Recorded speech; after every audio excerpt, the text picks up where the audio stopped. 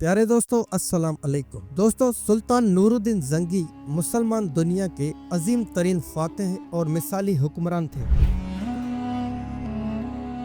आपका पूरा नाम अल मालिक अल आदिल नूरुद्दीन अबुल कासिम मोहम्मद बिन वदुद्दीन जंगी था। आप निहायत नेक और इबादत गुजार शख्स थे। सुल्तान नूरुद्दीन जंगी 1118 ईस्वी में पैदा हुए, जबकि आपका इंतकाल 15 मई सन 1174 को 56 बरस की उम्र में हुआ। आपके वालिद का नाम इमामुद्दीन जंगी था, जो कि खुद भी एक अजीम मुसलमान हुक्मरान गुजर चुके हैं, और इनकी वफात के बाद इनके बड़े बेटे सैफुद्दीन गाजी और छोटे बेटे नूरुद्दीन जंगी के दौरान सल्तनत का बंटवारा हो गया। लिहाजा नूरुद्दीन जंगी के हिस्से में हलब की सल्तनत, जबकि सैफुद्दीन गाजी को मोसिल की हुक्मरानी दे दी गई। इन दोनों सल्तनतों के दरमियान बॉर्डर बहरल कबूर नामी दरिया था। प्यारे दोस्तों, नूरुद्दीन जंगी अपनी कायदाना सलाहियतों और जंगी हिकमत अमलियों की वजह से हुक्मरान बनने के कुछ ही अरसा बाद आसपास की ईसाई रियासतों को शिकस्त देकर उन पर कब्जा कर लिया। इसके अलावा उन्होंने मुल्क शाम, ईरान के पास मौजूद मुसलमान रियासतों का इत्तेहाद भी कायम किया और यूं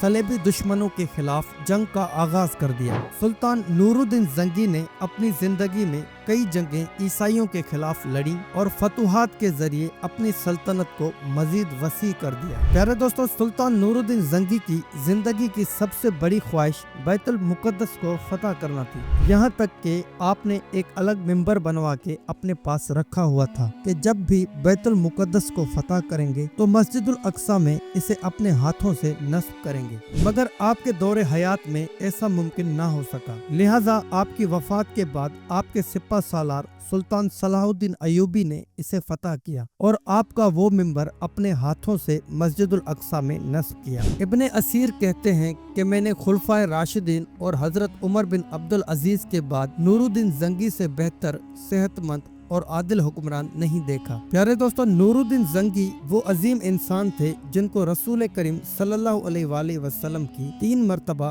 ख्वाब में ज़ियारत नसीब हुई और आप सल्लल्लाहु अलैहि वसल्लम ने सुल्तान नूरुद्दीन जंगी को एक अजीम मनसब सौंपा।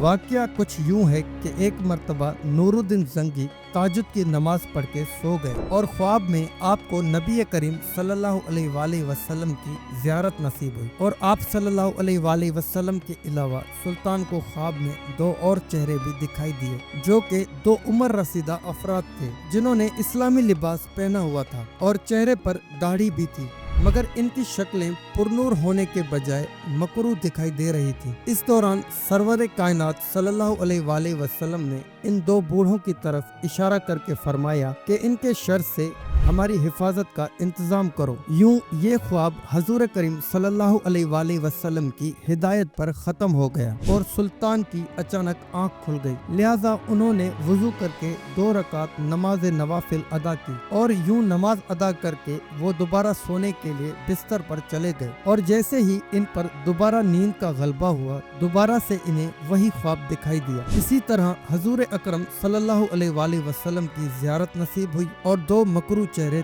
दोबारा दिखाई दिए, जिनके बारे में हजूर अकरम सल्लल्लाहु अलैहि वसल्लम ने इरशाद फरमाया कि इनके शर से हमारी हिफाजत का इंतजाम करो। प्यारे दोस्तों, सुल्तान ख्वाब की वजह से दोबारा बेदार हो गए और ख्वाब का मंजर उनकी आंखों के सामने गर्दिश करने लगा। आपने दोबारा वजू करके नवाफिल अदा किए और तीसरी मर्तबा सोने के लिए लेटे। इस बार भी आपको ख्वाब में नबी अकरम सल्लल्लाहु अलैहि वसल्लम की ज़ियारत नसीब हुई और वही ख्वाब दोबारा नजर आया।